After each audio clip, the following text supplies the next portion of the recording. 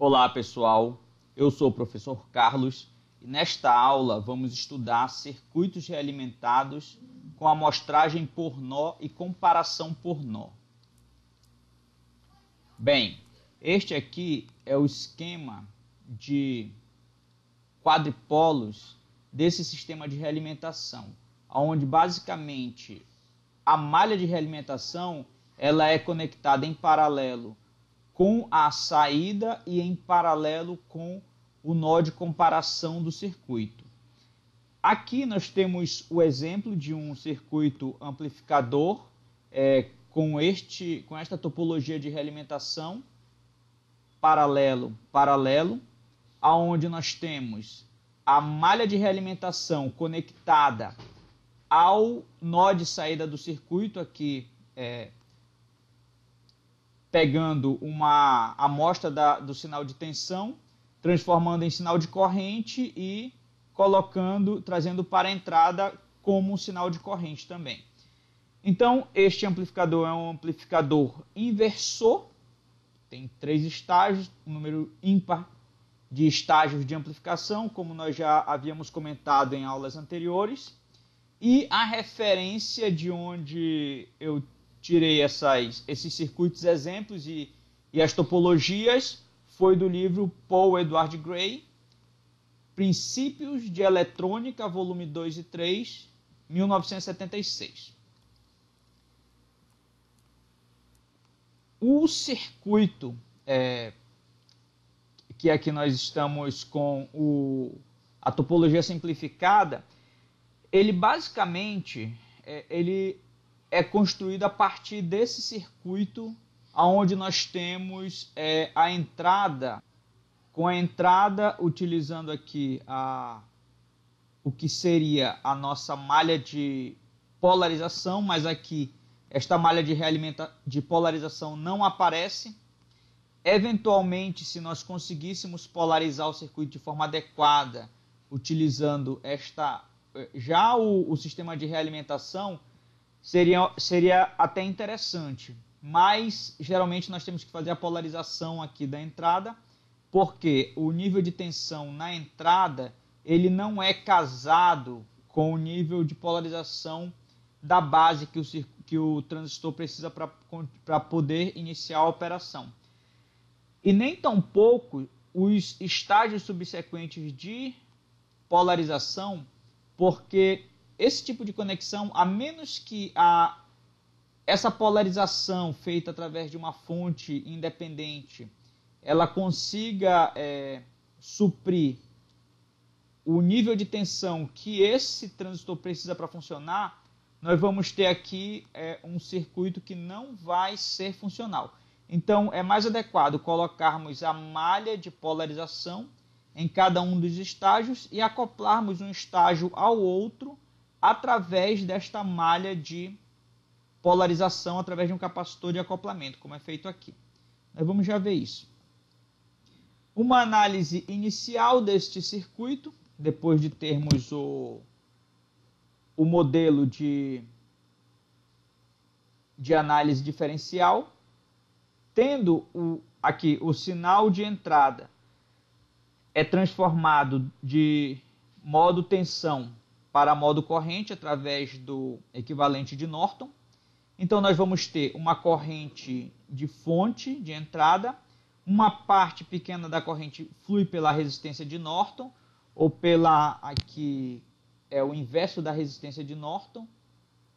Então nós temos a grande parte da corrente de fonte fluindo através desse ramo, ela se encontra nesse nó, uma parte da corrente é levada pela malha de realimentação e a outra parte ela flui na direção da base do circuito, que vai se converter em um sinal de tensão.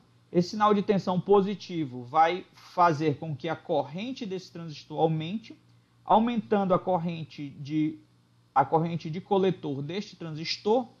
Nós vamos ter uma redução na tensão desse nó. A redução na tensão desse nó vai causar uma redução da corrente desse transistor, da corrente C.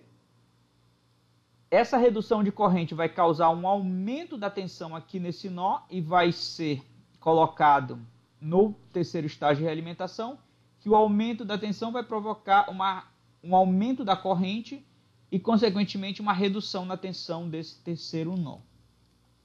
Por isso, o amplificador é um amplificador inversor, porque um sinal positivo na entrada vai gerar uma oscilação negativa na saída do circuito. Bem. Vamos lá. Caminhos diretos existentes, mas que por simplicidade não serão considerados na análise. Desde o princípio, nós falamos que nós não iríamos considerar os caminhos diretos, mas aqui é sempre importante nós pararmos um pouquinho para observarmos. E no caso deste circuito paralelo, a malha de realimentação ela já contribui com este desvio de sinal da saída direto para a entrada em qualquer região do espectro de frequência. Além disso, quando o circuito atingir uma frequência alta, quando o sinal de entrada estiver trabalhando na região de altas frequências, nós vamos ter, além da malha de realimentação, sinais aqui, uma parte do sinal fluindo através dos capacitores parasitas dos transistores, ligando a entrada diretamente à saída. Então, esse aqui são os caminhos diretos, alguns exemplos dos caminhos diretos que nós temos aí. Nós podemos, inclusive, identificar outros que aqui, olhando, não consigo vislumbrar, mas você pode tentar visualizar outro caminho direto que o sinal que está levando o sinal da entrada diretamente para a saída. Nem que seja uma fração pequena, mas isso é caminho direto. Então aqui os responsáveis são as capacitâncias parasitas e a malha de realimentação. Então vamos dar segmento. Agora nós vamos fazer uma análise do circuito com 3 estágios de alimentação emissor comum com uma conexão de malha paralelo, como é o caso do circuito que nós acabamos de ver.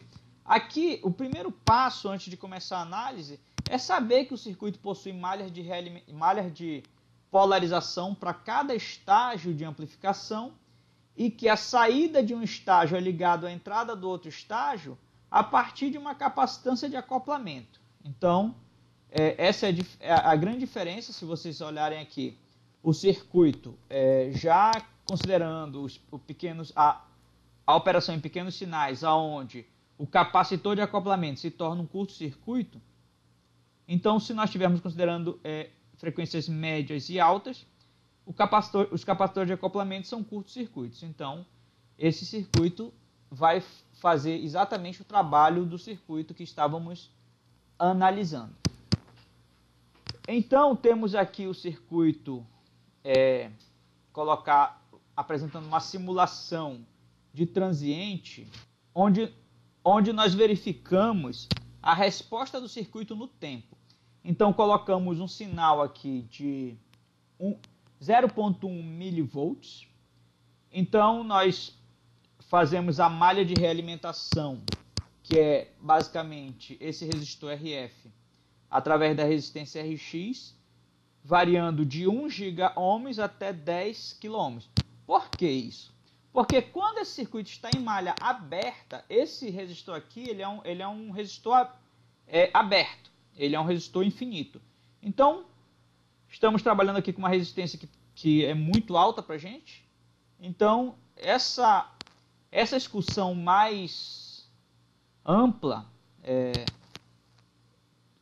e também mais distorcida é aquela resultante do sistema em malha aberta, do circuito em malha aberta. Por quê? Porque ele tem um ganho muito alto, então um sinal muito pequeno ele consegue dar um ganho muito grande para esse sinal. E nós reduzimos aqui o valor da malha de realimentação em passo de 1/10, ou seja, o primeiro é 1 giga, o segundo é 100 mega, terceiro aqui 10 mega ohms Esse aqui é de 1 megaohms, esse aqui já é de 100 quiloohms e o verdinho aqui é o de 10 quiloohms. Então, você pode verificar também que as distorções elas são reduzidas à medida que nós aplicamos uma realimentação mais intensa. Por quê?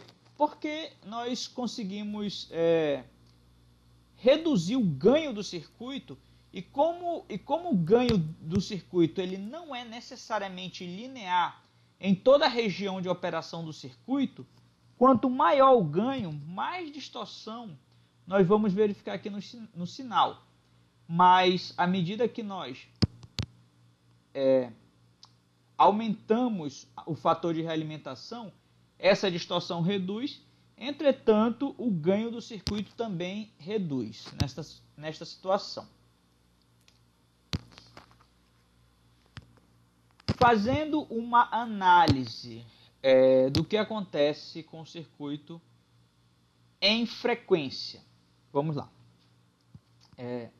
Uma análise em frequência e verificando a resposta do circuito para cada um dos valores de resistência de realimentação que nós vimos anteriormente. Então, nós podemos perceber aqui que à medida que nós vamos aumentando o fator de realimentação para este circuito, e aqui nós estamos falando de um ganho linear, nós vemos aqui que o ganho desse circuito em malha aberta é muito alto, próximo lá a 30 mil vezes. Entretanto, à medida que eu vou aplicando a realimentação, eu não só altero o ganho do circuito, mas eu também altero a banda de frequência em que este circuito opera. Então, aqui estamos apresentando a atuação do circuito em um amplo espectro de fator de realimentação. Estamos vendo que a aplicação da realimentação ela vai reduzindo e eventualmente deslocando a banda do circuito, a banda de operação do circuito. Se vocês se lembram, este circuito é o mesmo circuito que nós utilizamos no caso da configuração série-série, só substituindo este resistor de realimentação pelo resistor de realimentação série-série. Então, trazendo aqui de volta, o circuito série-série era realimentado pelo resistor aqui embaixo. E olha o que acontece. Nós temos aqui uma realimentação mais interessante, a realimentação série-série para esse circuito, e nós podemos perceber que a redução da banda ela não é tão intensa quanto a redução da banda aqui no circuito paralelo-paralelo. Podemos perceber aqui o ganho também próximo a 30 mil. Mas, à medida que nós aumentamos o fator de realimentação desse circuito, nós não reduzimos a banda de operação, principalmente a banda em baixas frequências.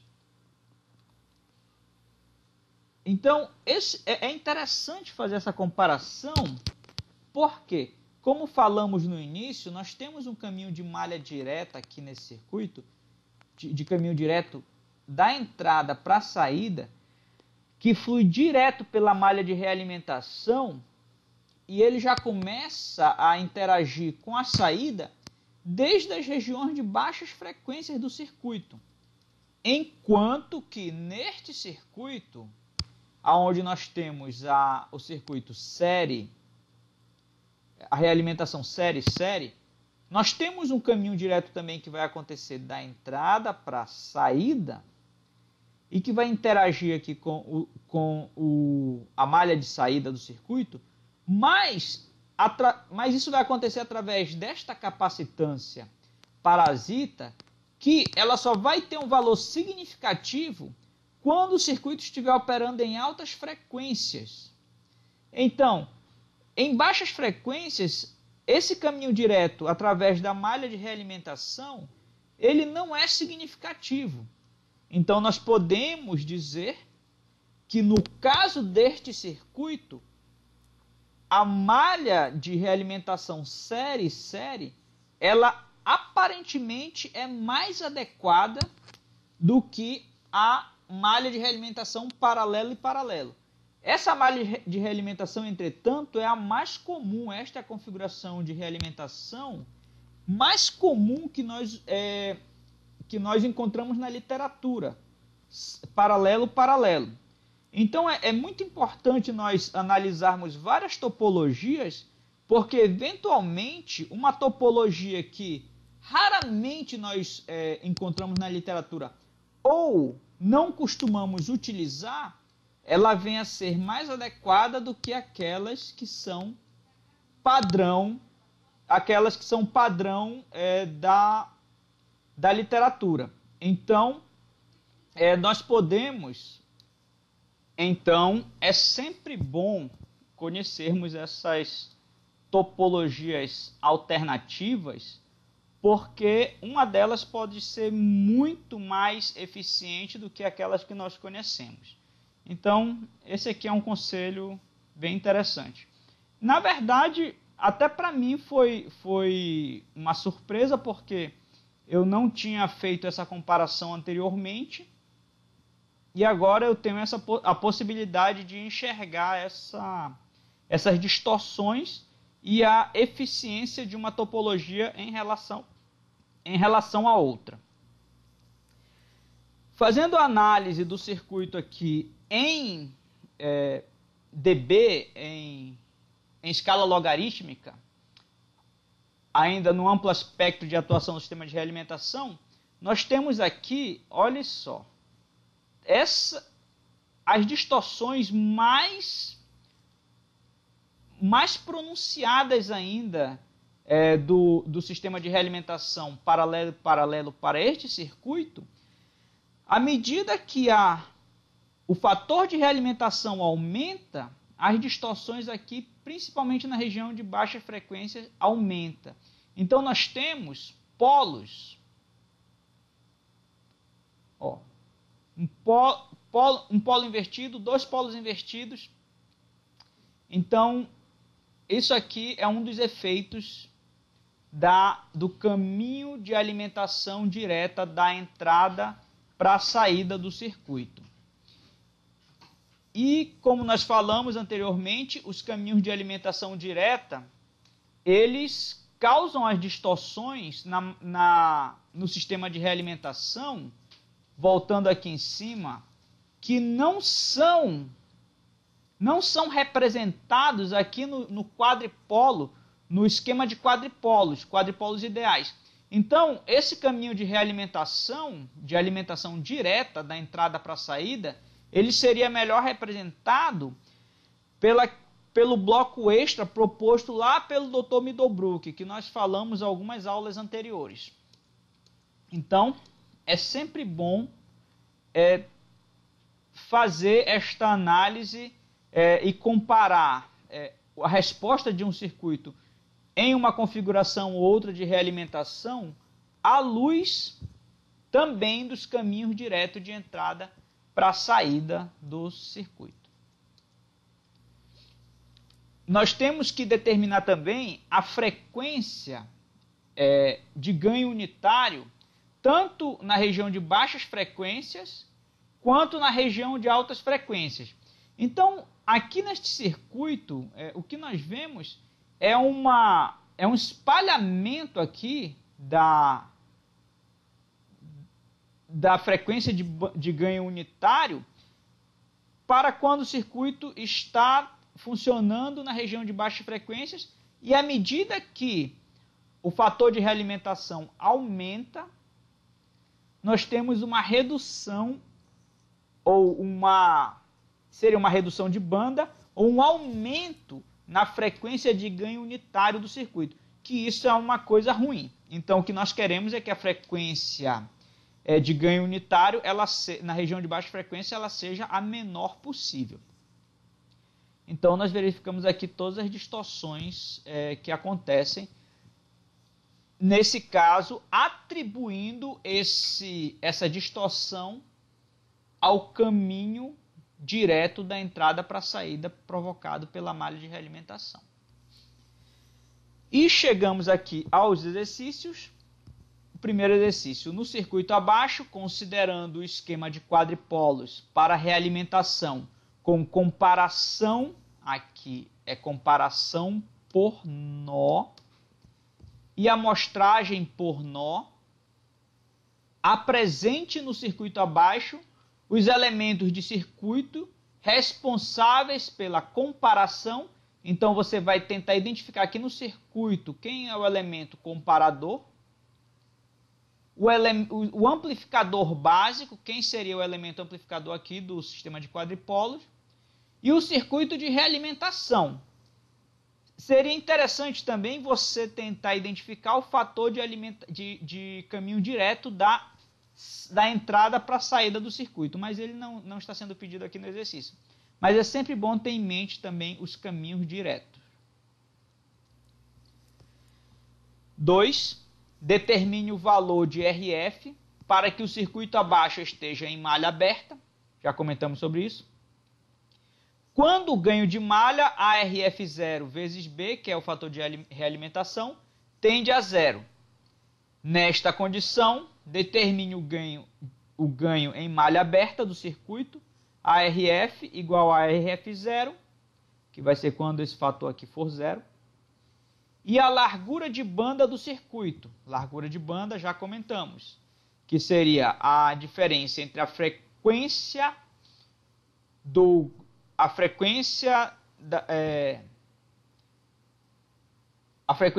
e F2, onde a frequência F1 na região de baixas frequências é aquela em que o ganho cai 3 dB abaixo do ganho de banda plana, e F2 é a frequência de corte da região de altas frequências.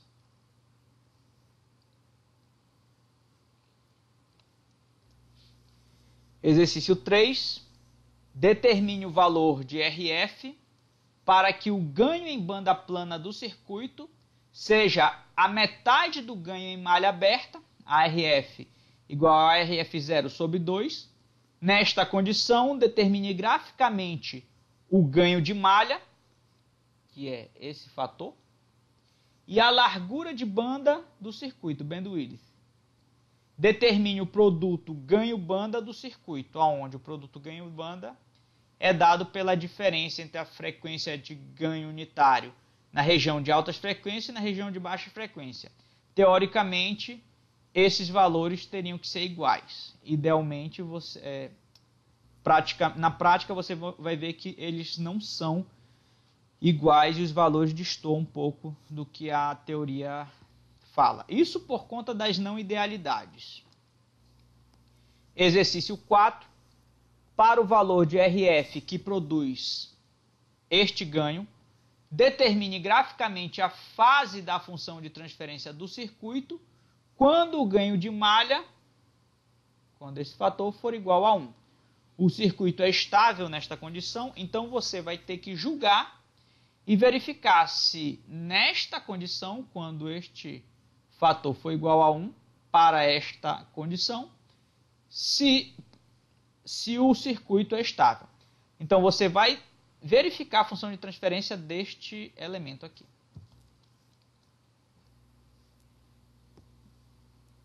Exercício 5. Determine o valor de RF para que o ganho em banda plana do circuito seja igual à unidade. Nesta condição, determine graficamente o ganho de malha ARF 0 vezes B e a largura de banda do circuito, bandwidth. Determine o produto ganho-banda do circuito, onde nós temos esse aqui, sendo o produto ganho-banda. Só verificar aqui uma coisinha. Ok. Exercício 6. Para o valor de RF, que produz ARF igual a 1, determine graficamente a fase da função de transferência do circuito quando o ganho de malha for igual a 1. E verifique e julgue se o circuito é estável nesta condição. Um exercício 7. Comparando o diagrama de Bode de ambos os circuitos abaixo, determine em quais situações uma topologia de feedback é mais eficiente ou adequada que a outra. Então, levante as curvas do diagrama de Bode, variando aqui os resistores que produzem a realimentação do circuito, e verifique, tente identificar em quais situações uma topologia de realimentação é melhor do que a outra a partir do diagrama de Bode. Então, senhores, esta foi a nossa aula de hoje. Fiquem com Deus e até a próxima.